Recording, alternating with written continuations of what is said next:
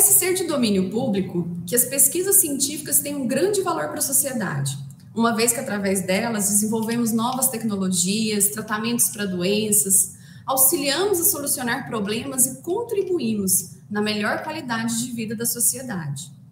Entretanto, a falta de conhecimento da população geral sobre os projetos desenvolvidos, especialmente nas universidades e nos institutos federais, faz com que os impactos gerados por essas pesquisas científicas muitas vezes não sejam de conhecimento da população. E essa falta de compreensão, ela é intensificada pela dificuldade que se tem de monitorar, avaliar as consequências do benefício social da atividade científica ao longo dos anos para uma determinada comunidade. E não há consenso sobre uma metodologia clara que nos permita mensurar e avaliar esse impacto. E na maior parte dos estudos que tentam fazer isso, eles são centralizados na articulação com o desenvolvimento econômico, tendo a inovação como a principal perspectiva. Entretanto, a relação entre ciência, economia e sociedade é mais complexa do que isso. E o impacto da pesquisa científica, ele vai muito além do crescimento econômico. A verdade é que a forma que uma pesquisa científica é produzida e utilizada varia significativamente entre as áreas do conhecimento.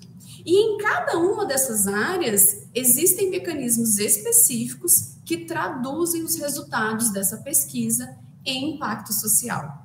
Na conversa de hoje, do projeto Matutando Círculos de Cultura, nós traremos o tema Pesquisa e Desenvolvimento Social.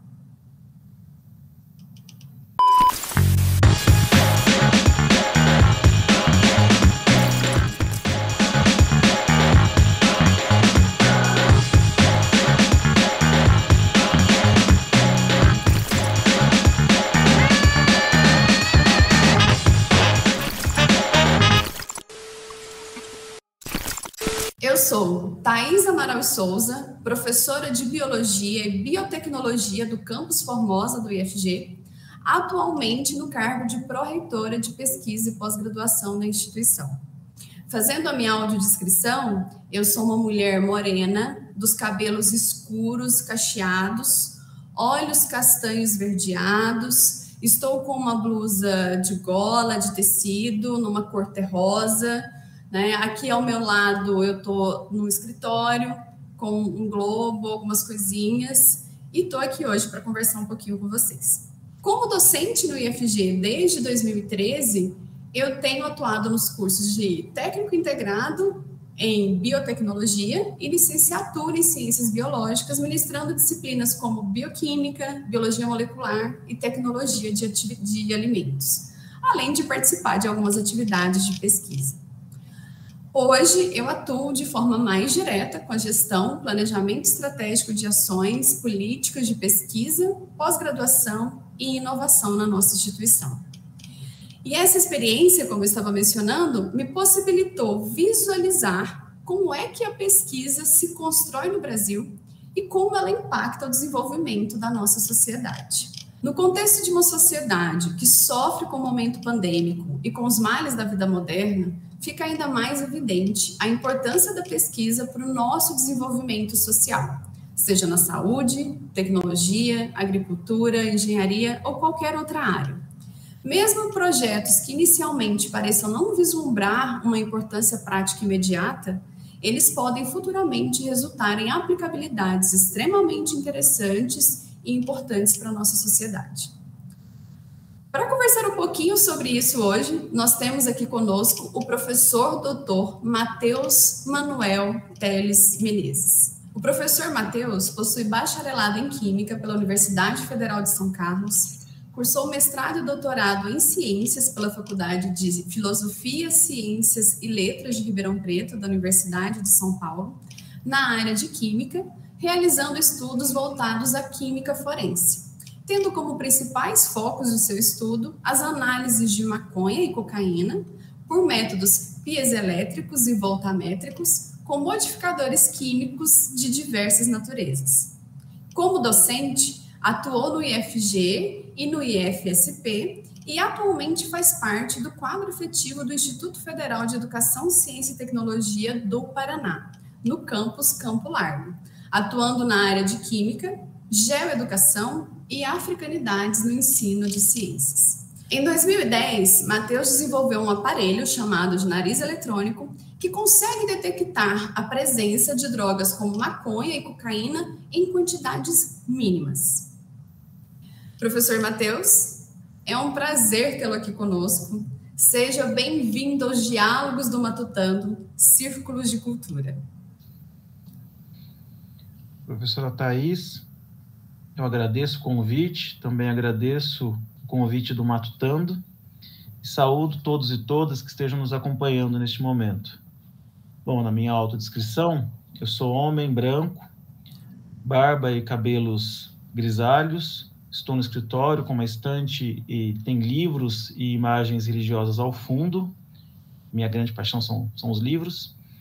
E, mais uma vez, é uma satisfação estar aqui conversando com o Matutando e falando sobre pesquisa e desenvolvimento social. O prazer é nosso de tê-lo aqui conosco. Professor Matheus, para começar, diz para a gente como você acredita que a pesquisa pode impactar no desenvolvimento de uma sociedade e qual que é a relação disso com a sua atuação profissional? Bom, é uma satisfação, como eu já disse, falar de pesquisa, e eu penso que principalmente no Brasil a pesquisa ela é indissociável do ensino e da extensão, algo que as universidades e os institutos federais já fazem ao longo do tempo com bastante excelência.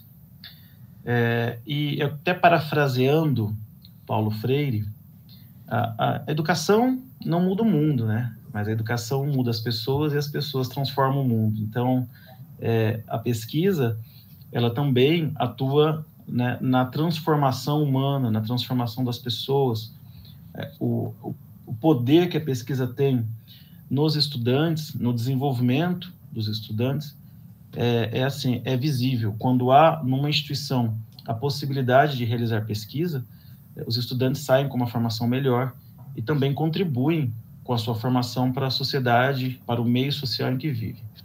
O Instituto Federal de Goiás, o Instituto Federal de São Paulo e o Instituto Federal do Paraná, que são as instituições que eu atuei, elas desenvolvem pesquisa e desenvolvem pesquisa com excelência. Tanto haja vista, né, já é sabido que eu desenvolvi um projeto de iniciação científica no IFG, inclusive que se tornou capítulo de livro, dado o grau de excelência de pesquisa e desenvolvimento que os estudantes desta instituição apresentavam à época, já em 2012. A pesquisa, juntamente, né, com o ensino e com a extensão, e a extensão atua diretamente na sociedade, mas a pesquisa e o ensino também podem atuar e atuam, elas modificam a sociedade em todos os seus aspectos. É inato do ser humano realizar pesquisa. Os avanços e desenvolvimentos sociais todos vieram com a pesquisa, e aqui eu gostaria de ressaltar que quando a gente pensa em pesquisa, muitas vezes a gente pensa naquela pesquisa do laboratório, aquela pesquisa do cientista, tecnicista, exatas, mas nem sempre a pesquisa ela tem esse caráter tecnicista exato. A gente desenvolve pesquisa em todas as áreas do saber, nas humanidades, nas linguagens, nas matemáticas, né? Nas ciências exatas ou nas ciências da natureza, nas engenharias. Então, a pesquisa ela está presente em todos os campos da sociedade. E ela reverte para a sociedade de forma bastante prática, em produtos, em conforto, em tecnologia, auxiliando com isso o desenvolvimento social. Também quero frisar aqui que a sociedade ela se beneficia da pesquisa, até porque a pesquisa no Brasil, em especial, se beneficia do recurso público, né, que vem por meio da sociedade. Praticamente 90% da pesquisa do Brasil ela é desenvolvida dentro de instituições públicas, e as instituições públicas são movidas com dinheiro público. Então, é fato, e claro, é direito social, é direito da sociedade, que ela receba de volta, né, como, de alguma forma, o fomento que ela dá à pesquisa no Brasil e ao social, né? A pesquisa é desenvolvida no Brasil de forma integrativa com o social. Então, a pesquisa, ela tem ali um produto para a sociedade e a sociedade também, é uma troca de mão dupla, né? A sociedade também contribui com a pesquisa. Brilhante. O seu trabalho, né, que eu citei anteriormente, desenvolvendo o nariz eletrônico, é um exemplo claro, né, de como que um projeto de pesquisa ele pode resultar em um produto que contribua com o desenvolvimento da sociedade. Conta pra gente, né, o que exatamente é esse equipamento, esse nariz eletrônico, como é que ele funciona, né, e como é que foi o desenvolvimento dele? Bom, o projeto do nariz eletrônico, ele começou, na verdade, de uma forma, e ele tomou corpo e terminou no nariz eletrônico. A princípio, quando eu cheguei em Ribeirão Preto, lá em 2008, na Faculdade de Filosofia, Ciências e Letras da USP, eu fui conversar com um então professor, que foi meu orientador de mestrado e doutorado, o professor Marcelo Firmino, e cheguei e falei, olha, vamos desenvolver um projeto de mestrado, gostaria de trabalhar com a área de Química Forense. A Química Forense tinha acabado de iniciar em Ribeirão Preto, em 2008, foi o ano que eu cheguei para desenvolver o mestrado, e aí o Marcelo, ele me ofertou a possibilidade de desenvolver um mestrado envolvendo droga, no caso, na época, a maconha e a cocaína. Tínhamos parceria com a polícia local e tudo isso daí foi desenvolvido também com meio, né, com autorização judicial, com meios legais totalmente cumpridos. Então, o projeto começou como um projeto puramente acadêmico, né, algo assim como uma pesquisa fundamental. Depois, o projeto foi tomando um corpo e forma e passou a ser um projeto também que envolvia diretamente social, porque a gente começou a perceber a aplicabilidade do sensor para a sociedade quanto, em referência quanto à detecção de drogas. Enfim, e aí o projeto tomou um corpo e uma forma tal que ele também passou a ser um projeto social, além de um projeto puramente acadêmico. E de pesquisa pura, passou também a pesquisa aplicada. Aplicada para fins forenses, que era o objetivo da pesquisa à época. E em 2010, com a conclusão do projeto de mestrado, esse projeto teve uma grande visibilidade à época, saiu em blogs, Folha de São Paulo, Estadão e muitos outros jornais, mídias cobriram, a Agência USP de Inovação, Agência USP de Notícia também cobriu bastante a época, e o projeto se desenvolveu, se transformou numa patente, nós requeremos no registro e a patente, o registro intelectual do projeto. E, claro, o projeto, ele desenvolveu uma prototipagem, ele é um protótipo de um sensor capaz de detectar por meios piezoelétricos, que foi este projeto especificamente no mestrado, drogas como maconha, e a maconha, na verdade, a gente tem que entender que ela é um composto vegetal de diversos canabinoides, então ele identifica alguns desses canabinoides, e de cocaína também, à época, todos em fase gasosa, tá? Todos esses compostos químicos em fase gasosa, e o projeto foi uma satisfação, porque eu que trabalhava em pesquisa pura dentro da química, e a gente sempre pensa, poxa, químico vai desenvolver algo direto para a sociedade, como é que eu, químico, posso contribuir para a sociedade? É muito fácil quando eu penso assim, um profissional na área da saúde, um profissional na área, por exemplo, das letras, mas um químico. Então, o projeto se desenvolveu e para o meu gosto e para minha surpresa boa, se tornou também um projeto de cunho social.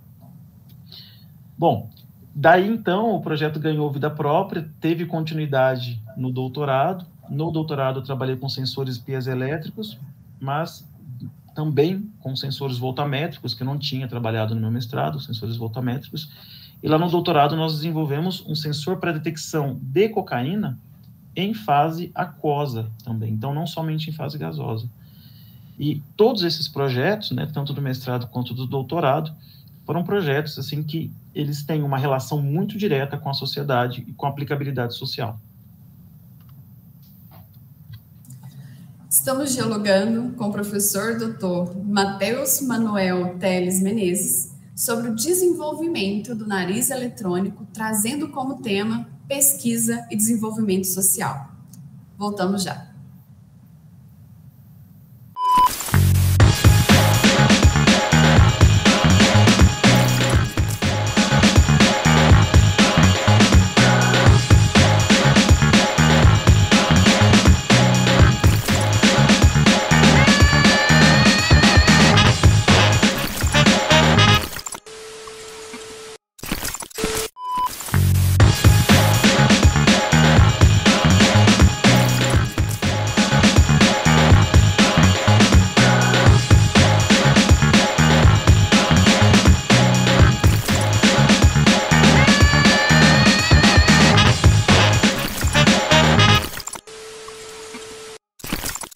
No bloco anterior, nós dialogamos com o professor Dr. Matheus Manuel Teles de Menezes sobre como a pesquisa contribui para o desenvolvimento social, trazendo como exemplo o desenvolvimento do nariz eletrônico, um aparelho eficiente na detecção de quantidades mínimas de drogas como maconha e cocaína.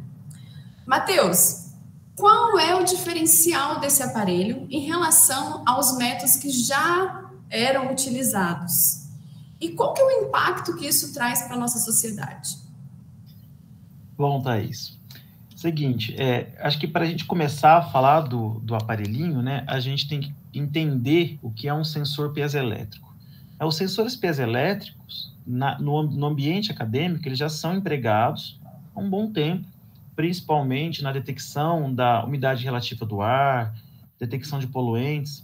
Então, o que eu utilizei são cristais de quartzo, lâminas finíssimas de cristais de quartzo, onde há 2 eletrodos. Nesses eletrodos é submetida a uma diferença de potencial e esse quartzo vibra. Então, esta vibração ela é constante conforme ao aumento de massa, porque nestes eletrodos foram inseridos modificadores químicos que se ligam especificamente à droga. Então, conforme a droga passa ao acúmulo de droga, a adsorção de droga, a droga fica ligada ali, ela fica presa nesse sensor, começa a aumentar a massa, aumentando a massa, esse cristal vibra, né, com menor frequência. Isso pode ser, a gente pode assemelhar, esse fenômeno pode ser entendido como uma balança, né? A gente está pesando ali, pesando uma quantidade de massa naquela balança, e aí essa quantidade de massa a gente sabe que é de droga porque o modificador é específico para aquela droga. Então, outros poluentes e outras substâncias não ficarão ligadas ali, absorvidas ali naquele sensor. Os cristais piezoelétricos, os sensores piezoelétricos, né, e, em última análise, as microbalanças de cristais de quartzo, também como são conhecidas, elas são empregadas aí para a detecção da umidade do ar, como eu já disse. Então, no meu caso, né, especificamente, a gente só substituiu um modificador químico tal que esse modificador fosse específico para a droga que a gente estava interessado, no caso eram alguns canabinoides e a própria cocaína, na maconha e na cocaína. E aí, esse sensor piezoelétrico detectava a quantidade de massa, era ligado a um frequencímetro, esse frequencímetro detectava a variação de massa, a variação de frequência. Então, a gente tinha ali tanto a detecção qualitativa dessas drogas, quanto a quantitativa. Em termos sociais, o que isso onde isso entra como algo inovador? Bom, nós sabemos que ninguém é obrigado a produzir provas contra si mesmo. Então, quando as forças policiais, por exemplo, abordam um cidadão ou uma cidadã e pede para que seja revistada a bolsa, os bolsos dessa pessoa, né, há de haver um mandado de segurança ou um mandado de busca, né, para que essa pessoa seja, de alguma forma, examinada. E aí, essa pessoa, né, sendo examinada, por sua vez sendo examinada, ela está permitindo isso sem esse mandado, ela estaria produzindo provas contra si mesma. Porque, eu permito, né, ser examinado. Então, pode ser que se encontre algo em mim e eu esteja produzindo provas. Mas eu também posso não permitir ser examinado pela polícia, né, ser revistado, como a gente fala. E aí que entra o nariz eletrônico, porque você poderia detectar essa droga, a presença dessa droga, sem ter que necessariamente revistar fisicamente alguém, né? Desde que houvesse ali resquícios dessa droga no ambiente, na roupa, próximo à pessoa, isso poderia atuar de forma a identificar, como se fosse um cão farejador, o narizinho lá do cão farejador, né? Você não precisa revistar a pessoa, tocar na pessoa, para poder, de alguma forma, detectar a droga. Então, o nariz eletrônico ele atuaria numa espécie aí de cão farejador, né? E a pessoa não precisaria permitir ou não permitir, no caso, a sua revista, e ele conseguiria acusar a presença ou não dessas drogas. Então, a pessoa está portando, ou tem ali resquícios de droga na roupa, ou não está portando, e essa pessoa ela não seria, né, de alguma forma revistada fisicamente, né, enfim, não seria possivelmente, não precisaria, né, de ter aquela questão da produção de prova contra si mesmo e autorização, e se sim, se não. Esse sensor atuaria como se fosse um nariz eletrônico cão farejador, por assim dizer. Atuaria como se fosse um cachorro eletrônico com nariz eletrônico. Muito bom. A gente sabe, né, que a ciência nem sempre ela ocorre de maneira muito reta, né? Nem sempre a gente tem ali uma linha reta e clara desses objetivos. Muitas vezes os projetos eles começam visando outra coisa ou não tendo, né, um produto específico como objetivo final.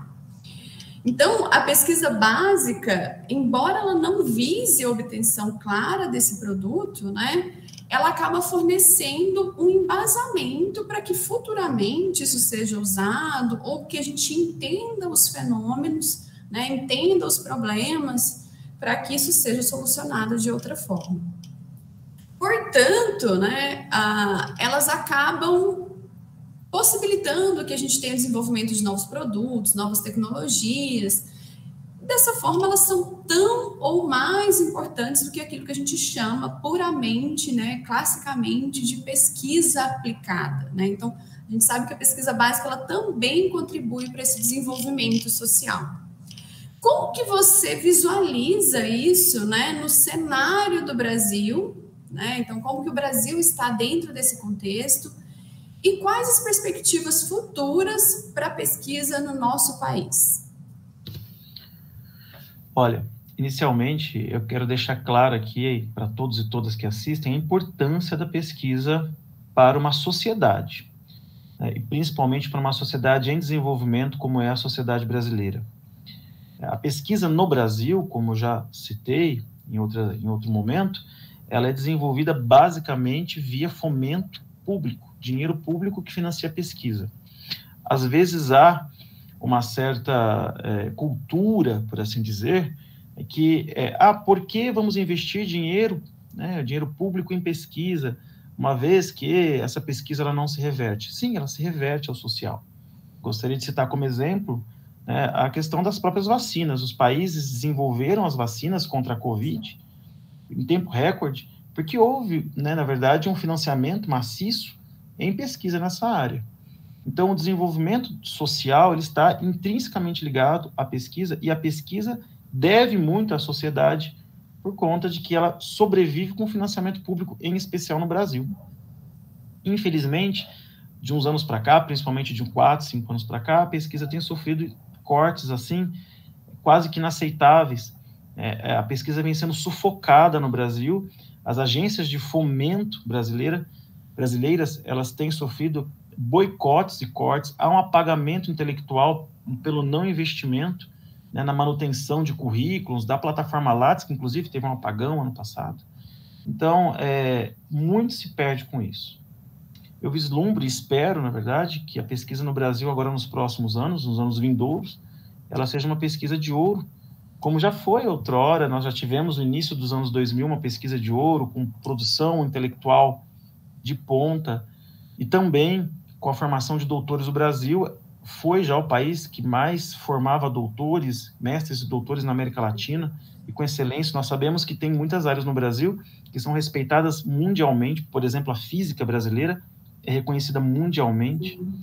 Então, nós esperamos, aguardamos que a pesquisa seja agraciada novamente com o seu tempo áureo, claro, mas com o recurso financeiro, que sem ele a sobrevivência da pesquisa é impossível.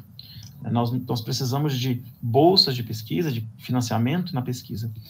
Nas áreas das humanidades, isso, de alguma forma, é uma situação mais agravada, né? Ou seja, o repasse de verbas e de recursos ainda acaba ficando menor, né, por haver, de alguma forma, de política de governo entender que esse tipo de pesquisa é mais desnecessária, né, não é tão necessária quanto as pesquisas na área de tecnicidade. Mas eu aguardo, espero que o Brasil volte a ter o seu tempo áureo e invista em pesquisa. Para a sociedade, que fique claro que hoje estamos aqui via canais sociais, graças à internet, a desenvolvimento de pesquisa nessa área, e também satélites, a comunicação, desenvolvimento de pesquisa em inúmeras áreas. Se não fosse a pesquisa, nós não poderíamos, hoje, inclusive, estar gravando esse programa e transmitindo esse programa para milhares de brasileiros, brasileiras, e, claro, para o mundo inteiro que quiser ter acesso. Mas é basicamente isso, né? A pesquisa, ela, na verdade, ela possibilita e transforma a sociedade porque ela, de alguma forma, traz conforto, traz informação, traz tecnologia, e isso daí é algo que aproxima as pessoas. Cada vez mais a gente precisa de uma sociedade mais próxima e mais globalizada. Graças à pesquisa, nós temos, de alguma forma, isso já colocado hoje na nossa sociedade.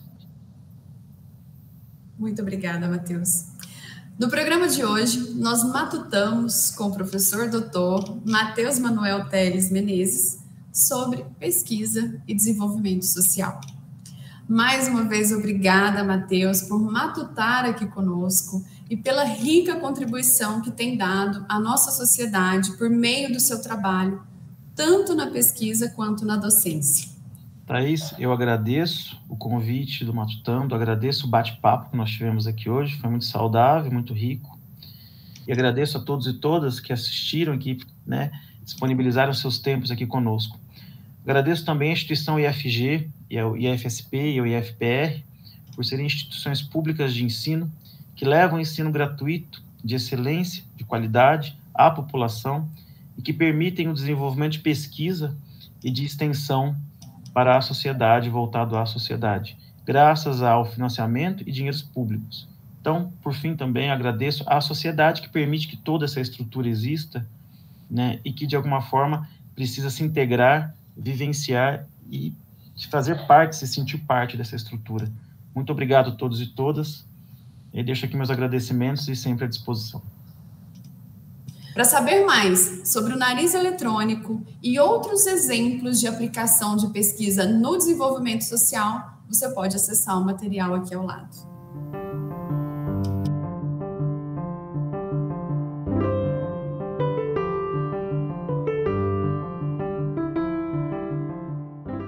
Inscreva-se, venha matutar conosco nessa nova temporada do Matutando, Círculos de Cultura. Até lá!